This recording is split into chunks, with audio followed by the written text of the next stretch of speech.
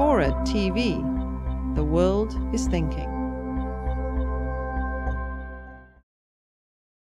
Apple started using design strategically as opposed to just using it as a industrial design form language. They also got really, really smart about how they ran the rest of the business, which is not something that was part of Apple's culture. Their finance folks, their marketing approach, their manufacturing, they started hitting on all these cylinders, whereas before they were implementation exercises.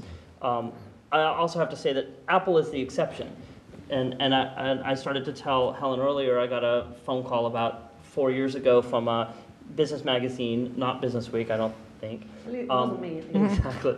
Who said, we were told to talk to you because we're writing a book on how to innovate like Apple. And my answer was immediately, without thinking, said, you can't write that book. And they got sort of defensive and said, well, we're so-and-so, of course we can. And I said, no, I'm sorry, let me rephrase that. That book can't be written. It's one page.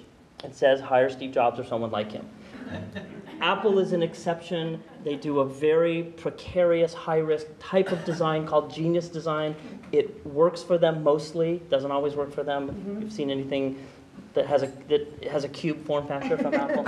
But it's not something that other companies can duplicate, and it's not a model to follow. So then what are the other models? You have genius design. What other models do you have? Like there's the waterfall approach, and there's hybrids and sort of agile or spiral types of innovation. There are people out there, there are companies out there that are innovating or trying to innovate with like Six Sigma, and it hasn't been terribly successful for them because it's not the right kind of approach. So, I could say design strategy or strategic innovation is a better model that maybe heightens your probability of success. It doesn't mean that genius design won't work for you, but it's Vegas. It's a high-risk game, and you better have a Steve Jobs who happens to have his thumb on the pulse of his customers, because otherwise it's a recipe for failure.